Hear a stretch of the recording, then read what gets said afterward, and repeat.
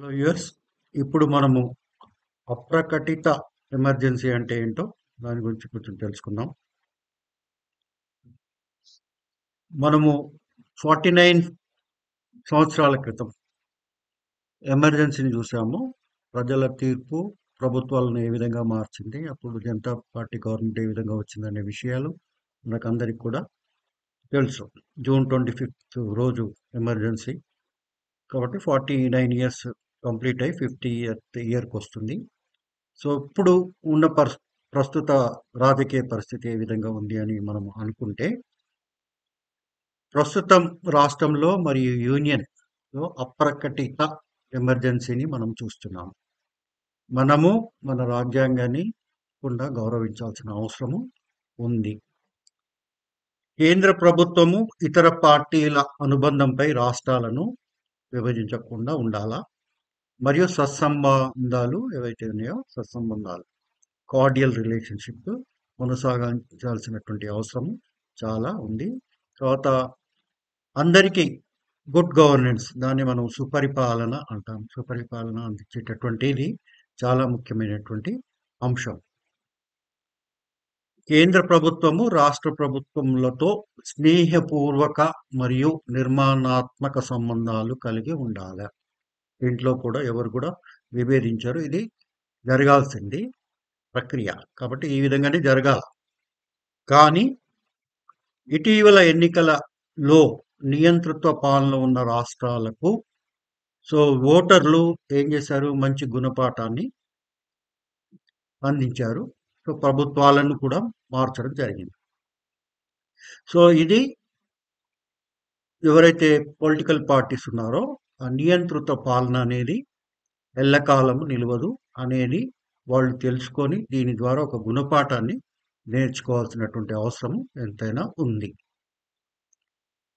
మొన్నటి జరిగినటువంటి పార్లమెంటరీ ఎలక్షన్స్లో కూడా బీజేపీ పూర్తి మెజారిటీ పొందలేకపోయింది. వారు ప్రభుత్వ పాలన చేయాలంటే ఈ చంద్రబాబు నాయుడు టీడీపీ, తర్వాత బీహార్ ఇద్దరు బాబులు వాళ్ళతోటి అలయన్స్ కావడం వల్లనే పార్టీ కేంద్ర ప్రభుత్వంలో తన ప్రభుత్వాన్ని ఏర్పరచుకోగలిగింది.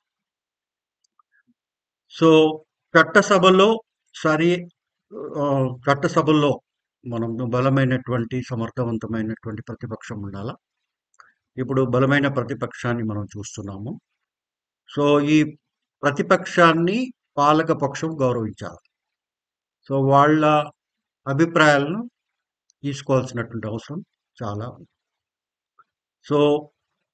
మనం తీసుకొచ్చేటటువంటి చట్టాలు ఏవైతే ఉంటాయో ఈ ప్రజల ఆకాంక్షలకు అనువుగా ఉండాలి. పత్రికా స్వేచ్ఛ ఇప్పుడు మనం చూస్తున్నాము. అప్రకటిత ఎమర్జెన్సీలో పత్రికా స్వేచ్ఛ లేదు.